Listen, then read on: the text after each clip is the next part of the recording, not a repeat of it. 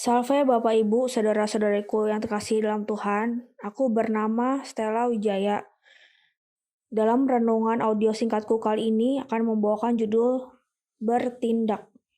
Ada sebuah kisah singkat, begini ceritanya. Aku pernah berobat ke pengobatan alternatif. Bip bip bip gitulah. Nggak sebut namanya. Ku bilang perutku suka banyak gas nih Pak Thomas.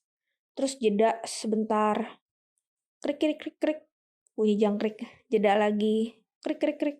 Hening tanpa kata-kata. Dia terdiam begitu lama. Terus akunya mikir kok nggak ada reaksi ya. Bukannya dia pengobatan alternatif yang ada rasa peduli, rasa mengasihi sesamanya gitu. Maksudnya sarannya apa? Terhadap perutku yang suka tut. Bukan stand up komedi.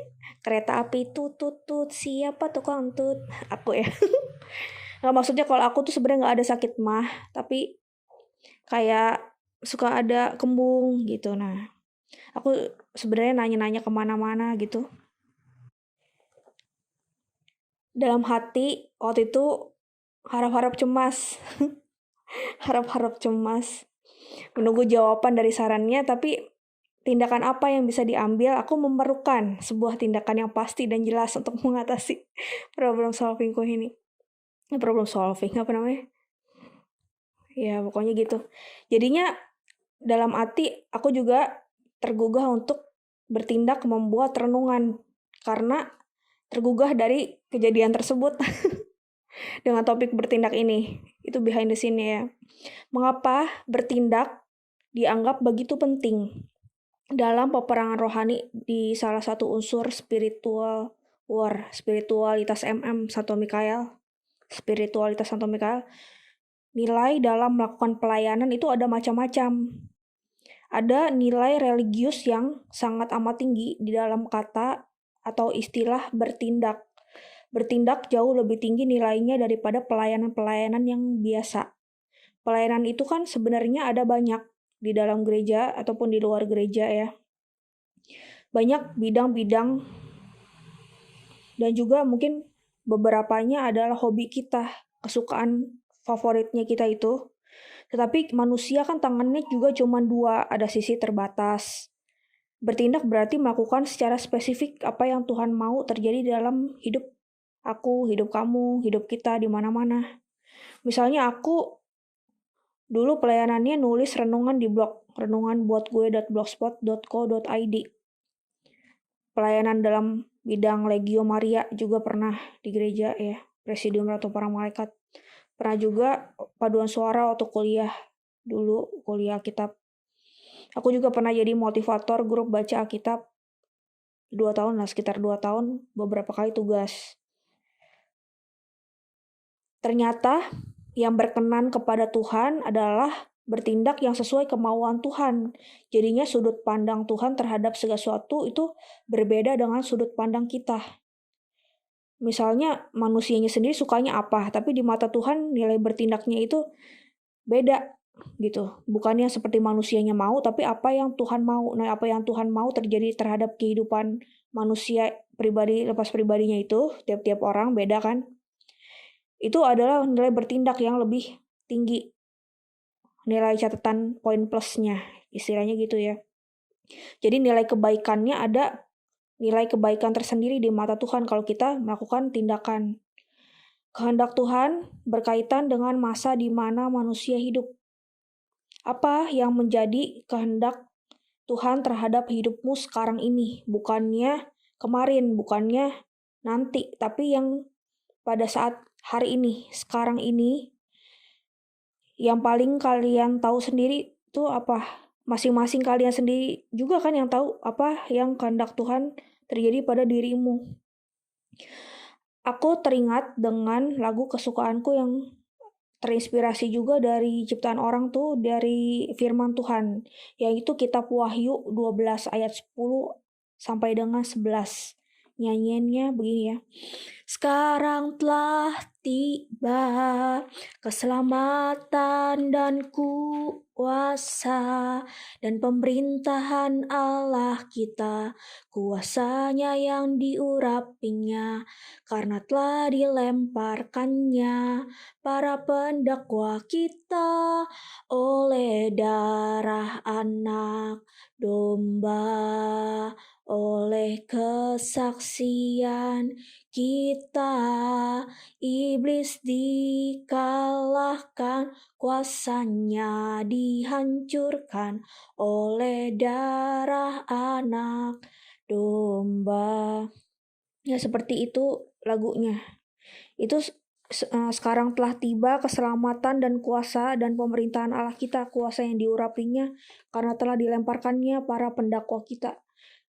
Dan seterusnya, itu adalah kata-kata dari Santo Mikael pada waktu Santo Mikael memenangkan peperangan di surga. Santo Mikael dan para malaikatnya yang membantunya itu menang melawan Lucifer. Lucifernya itu dilempar ke bumi. Iblisnya dikalahkan. Lucifer itu kan iblis, dikalahkan oleh kuasa darah Tuhan Yesus Kristus. Anak domba itu maksudnya anak domba Allah, Tuhan Yesus Kristus. Nah, bertindak itu bukanlah jalan apa yang kita hanya mau, bukan hanya yang apa yang kita suka, walaupun tujuannya itu baik. Jadinya tadi yang seperti yang tadi, nggak usah keulang ya. Pewartaan perkembangan iman manusia di saat ini sedang butuh apa? Bertindak adalah salah satu cara yang sangat efektif untuk melemahkan kekuatan yang jahat. Seperti serangan telak ke kubu lawan, itulah istilah bertindak. Contoh tindakan yang dalam gereja Katolik, yang ritual Katolik ya, contohnya ya, berdoa. Berdoa tuh kan ada banyak ya, ritual Katolik itu kuat frekuensinya. Jadi daya getaran energinya tuh, misalnya berdoa mulai Santo Santa tertentu, misalnya juga doa Rosario Pembebasan, doa Rosario Merah Putih, doa Rosario Yesus, doa Rosario Santo Mikael, doa Rosario Bunda Maria, disertai dengan sebelumnya itu sebelum mulai doa, disertai dengan ujud-ujud penting dalam lingkup-lingkup luas, misalnya untuk masyarakat. Misalnya kita berdoa, kita punya doa favorit masing-masing, gak harus semua doa itu doain. Jadi yang paling kita serak, nyaman, dan rasanya kita bisa lanjut terus, itu kita kerasan nyaman dengan doa itu terus. Nah itu bisa ditekuni daripada semuanya.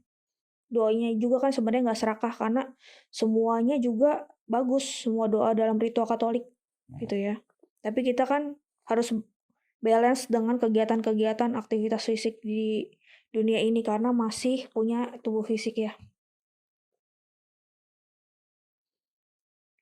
Misalnya kita bisa juga buat meja doa, ada lilin, salib, rosarionya, ada kitab suci, dan secara konsisten, rutin, terus-menerus berdoa. Kita berjanji untuk berdoa, itu juga disebut bertindak. Misalnya nih ya, ada artian bertindak di sisi yang lain. Misalnya ibu kandung sendiri yang bertindak itu beda dengan ibu tiri yang bertindak. Jadi misalnya kita bertindak itu secara manusia biasa beda dengan digabungkan dengan ritual Katolik. Mereka misalnya ada kan di ritual Katolik itu mereka tuh Santo Santa yang udah dikanonisasi, punya power, energi, kuasa untuk dikabulkannya itu beda dengan manusia biasa. Jadi kita tergabung dengan energi yang luar biasa yang sangat efektif dari para kudus itu. Jadi kita manusia biasa tuh beda dengan para Santo Santa yang udah dikanonisasi, daya power energinya. Doa orang benar sangat besar kuasanya gitu kata firman ya. Jadi dalam bertindak juga sebenarnya harus disertai dengan maksud motivasi yang benar, sikap hati yang benar, bukan hanya sekedar formalitas. Jadi melakukan pelayanan bukannya sekedar kewajiban ataupun formalitas, melainkan dari hati. Maksudnya kita tahu maknanya untuk bertindak itu apa, berbuat untuk Tuhan, bukan untuk seperti untuk manusia dipuji, misalnya aktualisasi diri atau untuk materi. Bukan kayak begitu jadinya. kita mengetahui motivasi yang betul, bukan sekedar melakukan aktivitas rohani seperti biasa gitu ya. Demikianlah renungan audioku. Terima kasih banyak sudah mendengarkan. Semoga bermanfaat. Akhir kata aku mengucapkan semangat dan maju terus pantang mundur umat pemenang. Bangkit umat pemenang. Amin.